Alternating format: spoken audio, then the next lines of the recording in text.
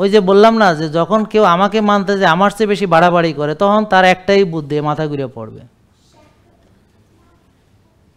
আমার কথা বুঝতে পারেন? সে একটা বিপদে পড়বে, সে যে কোনো দিক থেকে একটা বিপদে পড়বে। কিন্তু যতক্ষণ বিপদে পড়বে না, সে মনে করে আমিই ঠিক, কারণ আমার তো কোনো অসুবিধা হইতেছে না। কিন্তু এই ঠিক থাকতে থাকতে একসময় বিপদে একটা পড়বে। এদেরকে বোঝানো মুশকিল। এতদিন তারে মানে খাইছে জম্মের খাওয়া, তারে থামানো যায় নাই, এখন আবার হ্যাঁ খাবেই না সে, এখন তারে খাওয়ানো যাচ্ছে না। তা আমাদের এই ধরনের প্রবলেমে আমরা পড়ি। তো এটা অবশ্য নতুন যারা, তারা এখন বুঝবেন না। তারা কিছুদিন মানেন, মেনে উপকার পান, তখন বলবে যে না আমি সারা জীবন খালি রোজাই রাখবো, কি মজা। কিন্তু যখনই আপনার ওই স্টোর এনার্জি চলে যাবে, তখন এই মজা সাজায় পরিণত হবে। আর এখন আপনি কম খেয়ে ভালো আছেন, কারণ আপনার ভিতরে সঞ্চিত ফ্যাট বার্ন হয়ে আপনি চলতেছেন। কিন্তু এই স্টোর এনার্জির তো একটা লিমিট আছে।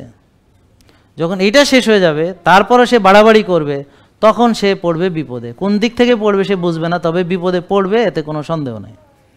তো এই জন্যে আমরা সবসময় ওই যে রুগীদের হোমায়ার চেক করাই, ইনসুলিন চেক করাই, সুগার চেক করাই, করে তাকে সেই অনুপাতে খাবার অ্যাডজাস্ট করতে বলি। কিন্তু দুঃখজনক ব্যাপার হলো, আমাদের যারা অনেক পছন্দ করে এবং মেনে ভালো হয়েছে এবং উপকার পাইছে, তাদের ভিতরেও ওই যে সে মনে করে না সারে যতই কোক আমি তো এভাবেই ভালো আছি, তাহলে এইটাই চলবে। তারপর ধরা খাইয়া তারপর ঠিক হয়, মাথা ঘুরে হয়তো পড়ে, নাহলে একটা বিপদে পড়ে, নাহলে একটা সমস্যা পড়ে, তারপর কয় ভুল হয়ে গেছে। কিন্তু ওই ভুল না করা পর্যন্ত সে শেখে না। আমার কথা বুঝতে পারছেন? জেকে লাইফস্টাইল, ওষুধ মুক্ত সুস্থ জীবন।